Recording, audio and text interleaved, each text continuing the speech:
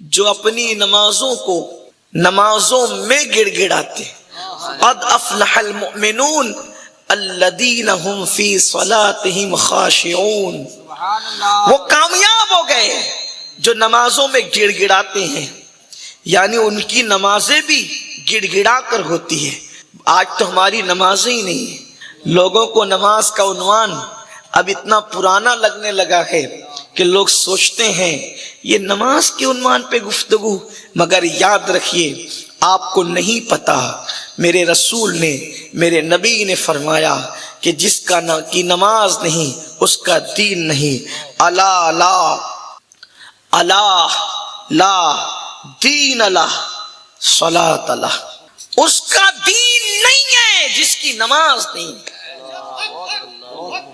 آج بلکہ ایک مقام پر فرمایا اس کا ایمان نہیں ہے جس کی نماز نہیں۔ مسلم قوم مسلم کی 95% آبادی نمازی نہیں ہے۔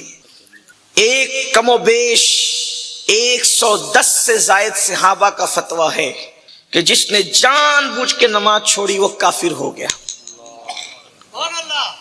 شادی میں نماز چھوڑ رہے ہو، خوشیوں میں نماز چھوڑ رہے ہو، عید کی خوشیوں کے موقع پہ نماز چھوڑ رہے ہو، بیٹوں کی پیدائش کے موقع پہ نماز چھوڑ رہے ہو، لیکن آؤ ہمارے اسلاف نے کہاں نماز پڑھی؟ سیدنا فاروق اعظم عمر ابن خطاب رضی اللہ تعالیٰ عنہ، جب آپ کو خنجر مارا گیا مسجد نبوی کے اندر، یہ سب سے پہلا حملہ تھا مسجد نبوی کے اندر جو کسی پر کیا گیا تھا۔ اس سے پہلے میرے نبی کی مسجد کے اندر کبھی کسی کہ پہلی مرتبہ مسجد نبوی میں اگر کسی پہ حملہ ہوا، جب تک اللہ کے رسول علیہ الصلوۃ والتسلیم ظاہری حیات میں رہے ماحول وہی تھا، حضور کا کنٹرول۔ صدیق اکبر تھے، صدیق اکبر کا کنٹرول، فاروق اعظم تھے، ان کا اپنا بھی کنٹرول۔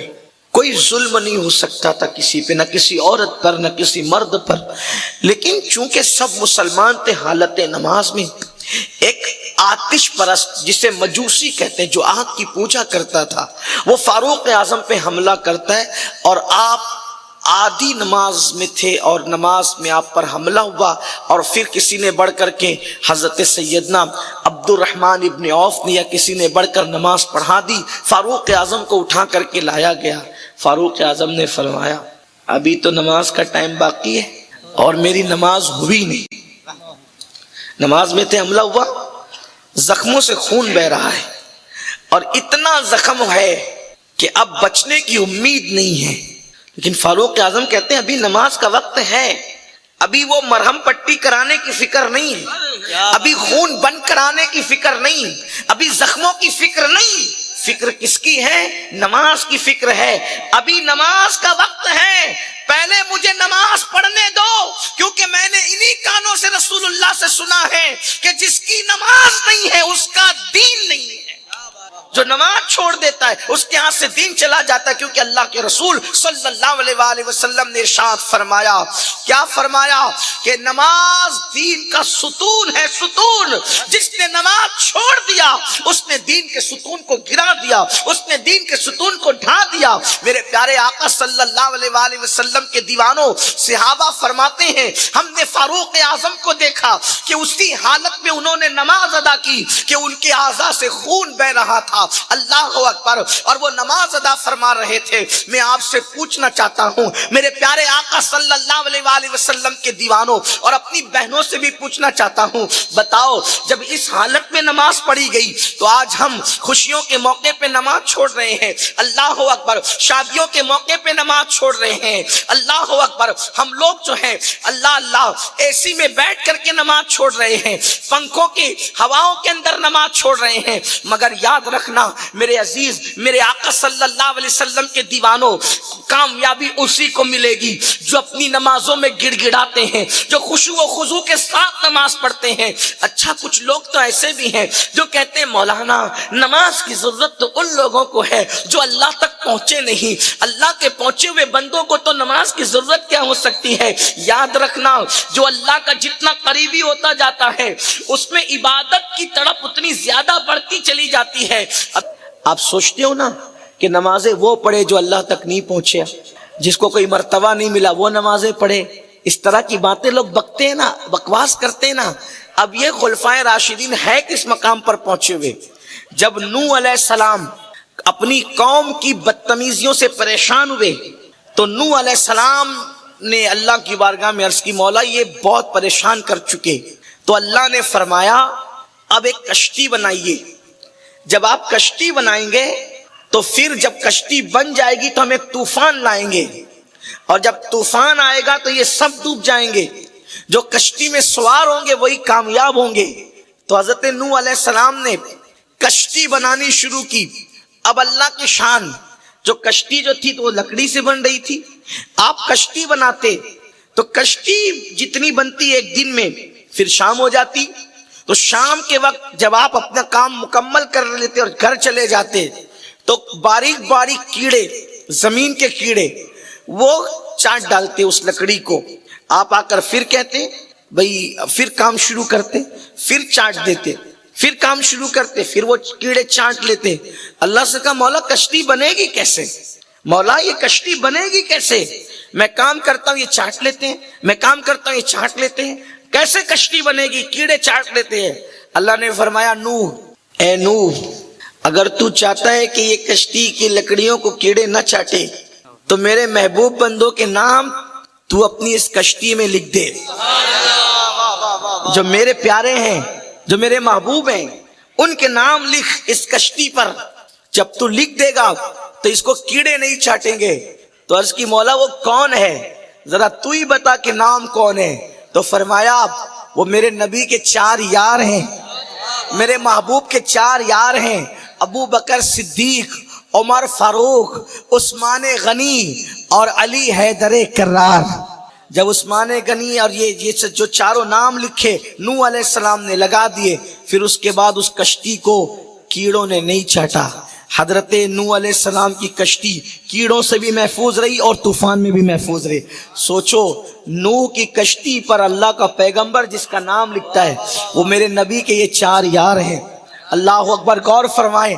और उनमें दूसरे यार फारूक आजम, अल्लाह अकबर, उनको जो है वो जख्म लग रहा है और जख्म की हालत में भी फारूक आजम नमाज अदा फरमा रहे हैं और कहते हैं कि मैंने अपने नबी से सुना, अल्लाह के रसूल ने फरमाया कि जिसकी नमाज नहीं उसका दीन नहीं। अब आप मुझे बताएं, जिन्हें जन्नत की बशारतें मिली हो, जिनके नाम नूह अलैहिस्सलाम की कश्ती पर लगे हों, अल्लाह अकबर, वो लोग नमाज ना छोड़ें, और वो भी इस हालत में ना छोड़े, बल्कि अगर ऐसी हालत में नमाज छूट जाती तो ये तो उज़्र ही था, इतने जख्मी थे, खून बह रहा था, लेकिन उस हालत में भी उन्होंने नमाज नहीं छोड़ी। और आज मेरा जवान नमाज तर्क कर रहा है। याद रखना, ऐ मेरे आका सल्लल्लाहु अलैहि वसल्लम के दीवानों, नाकाम रहोगे जब तक मस्जिदों से दूर रहोगे, नाकाम रहोगे जब तक सजदों से दूर रहोगे, इसी तरह बिलबिलाते रहोगे, इसी तरह तड़पते रहोगे। कोई अल्लाह की मदद आने वाली नहीं है। अगर जमाने में इनकलाब चाहते हो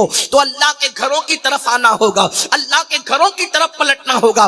जानते हो, आओ मैं एक हदीस पाक पढ़ूं और अपनी गुफ्तगू उस पर मुकम्मल करूं। मेरे आका सल्लल्लाहु अलैहि वसल्लम के दीवानों, अल्लाह के हबीब गैबदा नबी सल्लल्लाहु अलैहि वसल्लम इरशाद फरमाते हैं, जो नमाज छोड़ देता है उसके लिए बलाएं हैं। दुनिया में चंद बलाएं, मरते वक्त चंद बलाएं, कब्र में चंद बलाएं, कयामत के दिन की चंद बलाएं, वो बलाओं में गिरफ्तार होगा। यानी नमाज छोड़ने वाला दुनिया में रहे तो बलाओं में, मरे तो बलाओं में, कब्र में जाए तो बलाओं में, कयामत के दिन उठे तो बलाओं में। अल्लाह अकबर, यही वजह तो थी कि अल्लाह अकबर, आप जिस भी नेक बंदे को देखें वो आपको नमाज का पाबंद मिलेगा।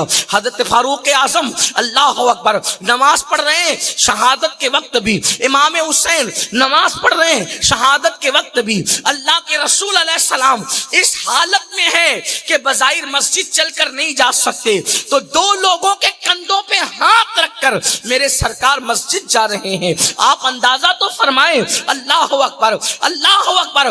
बल्कि मौलाए कायनात शेर खुदा अली के मुर्तजा फरमाते हैं, अगर अल्लाह क़यामत में मुझे इख्तियार देगा कि मैं नमाज पढ़ूं या जन्नत में जाऊं, تو میں جنت میں جانے پر نماز کو ترجیح دوں گا، نماز پڑھوں گا نماز۔ لوگ کہتے ہیں نماز میں کیا رکھا ہے؟ میں نے کہا علی سے پوچھ نماز میں کیا رکھا ہے۔ کچھ لوگ تانا دیتے تم جنت کے لیے نماز پڑھتے ہو، میں نے کہا جنت کے لیے نماز کی کیا بات ہے؟ جس کو نماز کی لذت ملی وہ جنت پر ترجیح دیتے ہیں نماز۔ اتنا بڑا مجمع یہاں پر موجود ہے، ذرا غور کیجئے کہ اگر لوگوں کو نماز کی دعوت دی جاتی ہے تو لوگ بڑی سادگی کے ساتھ کہتے ہیں مولانا ٹائم نہیں ملتا میں نماز پڑھنے کے لیے۔ میرے بھائیوں، آپ نے نماز کو سمجھا کیا ہے کہ ٹائم ملے گا تو ہم نماز پڑھیں گے؟ کیا ہم کھانے کے لیے ٹائم نہیں نکالتے؟ کیا ہم سونے کے لیے ٹائم نہیں نکالتے؟ کیا ہم جو ہے وہ اپنے پیٹ کی گندگی اور غلاظت کو دور کرنے کے لیے ٹائم نہیں نکالتے؟ کیا ہم اپنے بیوی بچوں کے لیے ٹائم نہیں نکالتے؟ کیا ہم اپنے احباب کے لیے ٹائم نہیں نکالتے؟ سب کے لیے ٹائم نکالتے ہو، رب کے لیے ٹائم نہیں نکالتے ہو، اور پھر کہتے ہو کہ ٹائم نہیں ملتا۔ اچھی طرح یاد رکھنا، تو احادیث سن لے تاکہ آپ کو پتا چلے۔ اللہ اکبر، بے نمازی کو نہ زمین کے اوپر سکون ہے نہ زمین کے اندر سکون ہے۔ یہاں تو اس وہ زمین پر رہے گا تو اس کی وجہ سے بستی تباہ ہوگی، اور وہ جب زمین کے اندر جائے گا تو اللہ اکبر وہ دردناک عذاب ہے۔ اللہ کے رسول صلی اللہ علیہ وآلہ وسلم نے اتنا دردناک عذاب بیان فرمایا ہے کہ کلیجہ منہ کو آتا ہے۔ اللہ اکبر، میرے آقا صلی اللہ علیہ وآلہ وسلم کے غلاموں، اللہ کے سچے رسول صادق و مصدوق صلی اللہ علیہ وآلہ وسلم ارشاد فرماتے ہیں سیدنا ابو ہریرہ سے، ابو ہریرہ بے نمازی کے قریب بیٹھا بھی نہ کرو۔ اللہ کے رسول صلی اللہ علیہ وآلہ وسلم سیدنا ابو ہریرہ سے بیان فرما رہے ہیں۔ اس حدیث کو فقیہ ابو اللہ سمرقندی اپنی کتاب میں تحریر فرما رہے ہیں کہ اللہ کے رسول صلی اللہ علیہ وآلہ وسلم نے فرمایا ابو ہریرہ بے نمازی کے قریب نہ بیٹھا کرو، اس لیے کہ بے نمازی پر آسمان سے مسلسل لعنت نازل ہوتی، بے نمازی پر آسمان سے لعنت نازل ہوتی۔ یعنی کہ اگر بے نمازی کو برباد کرنے کے لیے کسی دشمن کی ضرورت نہیں ہے، یہ بے نمازی اپنے آپ کو برباد کرنے کے لیے خود کافی ہے۔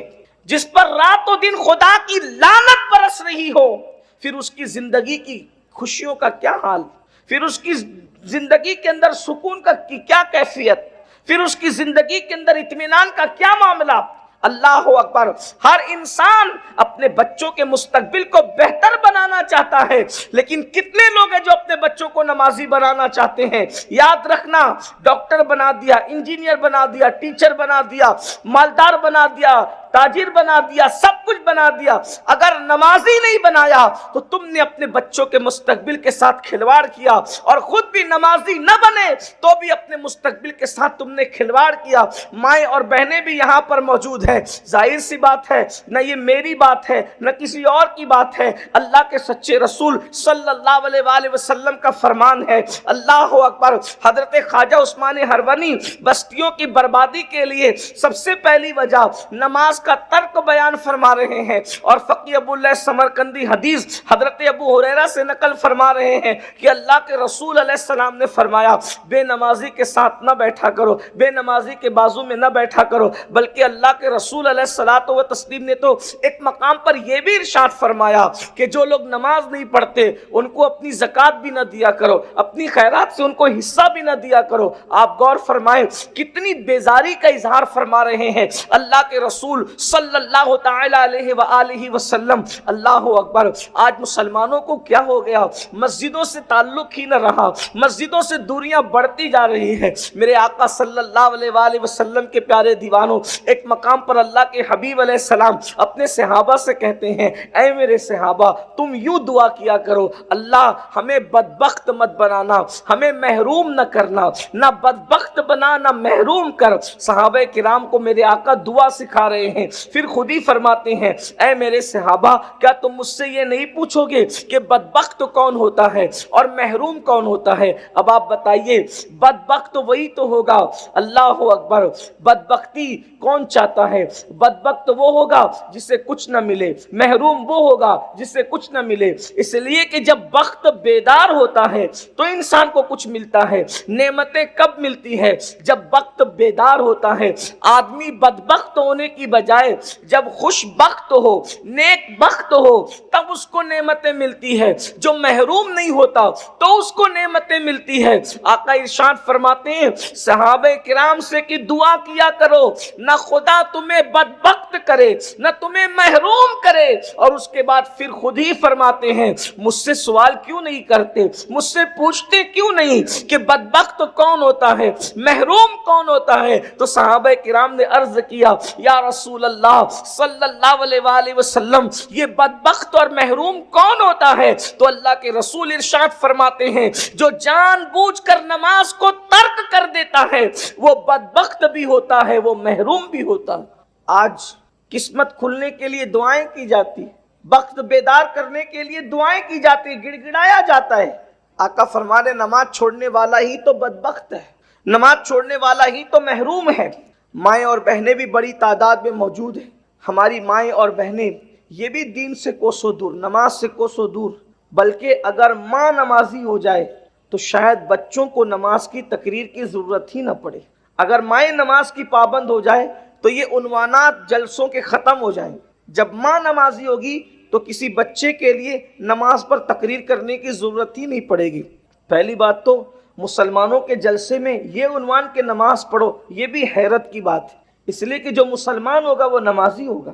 بھائی کچھ نہ کچھ کسی نہ کسی قوم کا ممبر بننے کے لیے کوئی نہ کوئی تو شرط ہوتی ہے۔ مجھے حیرت ہے کہ آدمی اگر کوئی چھوٹی سی کلب، چھوٹی سی تنظیم، چھوٹی سی تحریک کا بھی حصہ بنے تو اس کے لیے بھی تو کوئی شرط ہوتی ہے، لیکن یہ قوم کو ہو کیا گیا ہے کہ مسلمان ہونے کے لیے ان کے لیے کچھ بھی ضروری نہیں ہے۔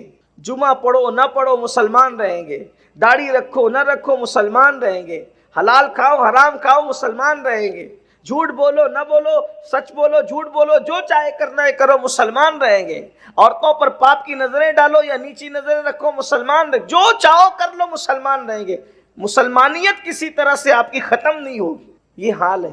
آپ غور فرمائیں، کم سے کم اتنا تو سوچ لیا ہوتا کہ انسان کوئی چھوٹے موٹے ادارے سے جڑتا ہے اس کے لیے بھی کچھ شرائط ہوتی ہے کہ یہ کرو گے تو ہی ہمارے ادارے سے جڑو گے۔ آپ کو کیا کبھی احساس نہیں ہوتا آخر ہم نے اسلام پر کتنا عمل کیا اور کیا عمل کیا، اور ہم نے کلمے کے تقاضے کو کتنا پورا کیا؟ کیا اللہ کے رسول صلی اللہ علیہ وآلہ وسلم کا یہ فرمان ہمارے کانوں سے نہیں ٹکرایا؟ من ترک الصلاۃ متعمدا فقد کفر، کہ جس نے جان بوجھ کے نماز چھوڑ دیا وہ کفر کی حد تک پہنچ گیا۔ اللہ کے رسول صلی اللہ علیہ وآلہ وسلم فرمانے جس نے نماز جان بوجھ کے چھوڑ دیا اس نے کافروں جیسا کام کیا، کفر کی حد تک وہ پہنچ گیا۔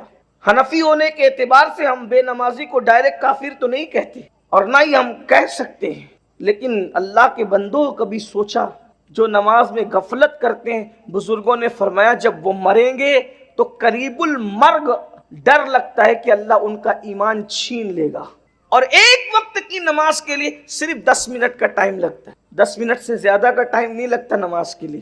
اگر ہم 5 نمازوں کا ٹائم نکالیں تو 24 گھنٹے میں سے کل 50 منٹ ہے جس میں ہم نے اللہ کی بارگاہ میں حاضر ہونا ہے، اور فائدے کتنے فائدے! اللہ اکبر! قرآن کہہ رہا ہے فائدے جاننا چاہتے ہو نماز کے؟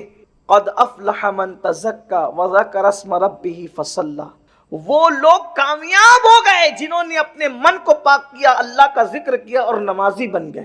یعنی دنیا کی بھی کامیابی ہے، آخرت کی بھی کامیابی ہے۔ اور بڑی بات، یہ تو کامیابی تو ہے ہی ہے، آج گناہ سے ہر انسان چھٹکارا چاہتا ہے۔ قرآن کہتا ہے ان الصلاۃ تنہی عن الفحشاء والمنکر، کہ بے شک نماز ہر برائی اور بے حیائی سے روک لیتی، اور اگر نماز نہ پڑھو تو اللہ کے رسول صلی اللہ علیہ وآلہ وسلم ارشاد فرماتے ہیں جو نماز چھوڑ دے، اس روایت پر تھوڑی توجہ کریں۔ ویسے تو آپ بہت توجہ سے سن رہے ہیں ماشاءاللہ، اللہ آپ کو جزائے خیر دے، لیکن اس پر تھوڑا غور کر لیں۔ اللہ کے رسول صلی اللہ علیہ وآلہ وسلم فرماتے ہیں جس نے جان بوجھ کر نماز چھوڑ دیا اللہ اس کو اپنی امان سے باہر کر دیتا ہے، یعنی اب اس کے ساتھ اللہ کی پناہ، اللہ کی امان کی چادر اس کے سر پہ نہ رہے گی۔ اللہ رب العزت نے اپنی امان سے اس کو باہر کر دیا، یعنی اللہ پاک کتنا ناراض ہے بے نمازی سے کہ اللہ اپنی امان کی چادر اس سے ہٹا لیتا ہے۔ اللہ اپنا دست قدرت جو امان کا اس سے ہٹا لیتا ہے، اس کو اللہ کی امان، اللہ اکبر، اور پھر صرف یہی بات تو بہت بڑی ہے کہ وہ خدا کی امان سے باہر ہو گیا، لیکن اب دوسری بات بھی سن لیں، بے نمازی کا ٹھکانہ کہاں ہے؟ آقا علیہ السلام ارشاد فرماتے ہیں جس نے جان بوجھ کے نماز چھوڑ دی قیامت کے دن اس کے ساتھ میرا کوئی وعدہ نہیں۔ آقا فرماتے ہیں میرا کوئی وعدہ اس کے ساتھ نہیں ہے۔ اس لیے کہ جب آخرت کی بات آتی ہے تو کہیں نہ کہیں ہم یہ سوچتے ہیں کہ یار کہیں بگڑی نہ بنے گی تو حضور ہمیں بچا لیں گے، کیونکہ حضور علیہ السلام کی حدیث ہے شفاعتی لأہل الکبائر من امتی، کہ میری شفاعت میری امت کے بڑے گنہگاروں کے لیے۔ تو ہم سے بڑا گنہگار کون ہے؟ تو حضور تو ہمیں بچا ہی لیں گے، ہماری مغفرت انشاءاللہ ہو ہی جائے گی۔ لیکن ایک چیز آپ سے کہتا ہوں، حضور علیہ الصلاۃ و تسلیم کے بارے میں ہم اہل سنت کا عقیدہ یہ ہے کہ شفاعت کی جتنی قسمیں ہیں سب حضور کے لیے ثابت اور ہم مانتے ہیں۔ سچا سنی ہونے کے لیے، سچا مومن ہونے کے لیے یہ عقیدہ لازمی ہے آپ کے لیے، ہم سب کے لیے، کیا کہ شفاعت کی جتنی قسمیں ہیں میرے آقا علیہ السلام کے لیے ہر قسم ثابت ہے، حضور بالکل شفاعت کریں گے۔ بلکہ ہمارا عقیدہ تو یہ بھی ہے کہ جتنے اور لوگ شفیع ہوں گے وہ سب حضور کی بارگاہ میں شفاعت لائیں گے اور تنہا میرے آقا اللہ کی بارگاہ میں شفیع ہوں گے۔ اور میرے امام اس کو یوں بیان فرماتے ہیں، کیا ہی ذوق افزا شفاعت ہے تمہاری واہ واہ، قرض لیتی ہے گناہ پرہیزگاری واہ واہ۔ ہم شفاعت کی ہر قسم پر ایمان رکھتے ہیں اور رکھنا بھی چاہیے، کیونکہ اللہ کے رسول علیہ السلام نے ارشاد فرمایا کہ میری شفاعت ہلاک ہونے والوں کے لیے، میری شفاعت بڑے گنہگاروں کے لیے ہے۔ لیکن اب آئیے، اللہ کے رسول صلی اللہ علیہ وآلہ وسلم کے یہ سارے فرامین حق ہے، لیکن اگر آپ یہ سوچتے ہیں کہ ہم نماز چھوڑ دیں، نماز ترک کر دیں، تو اللہ کے رسول علیہ السلام یہ بھی فرما رہے ہیں کہ جس نے جان بوجھ کر نماز چھوڑ دی قیامت کے دن اس کے ساتھ میرا کوئی وعدہ نہیں۔ میں یہ نہیں کہہ رہا ہوں کہ جو نماز نہیں پڑھے گا حضور اس کی شفاعت نہیں کریں گے، یہ نہیں کہہ رہا ہوں، میری بات کا یہ مطلب نہ نکالنا، لیکن اللہ کے رسول علیہ السلام نے یہ ضرور فرمایا۔ آقا علیہ السلام فرماتے ہیں جس نے جان بوجھ کر نماز چھوڑ دی قیامت کے دن اس کے ساتھ میرا کوئی وعدہ نہیں۔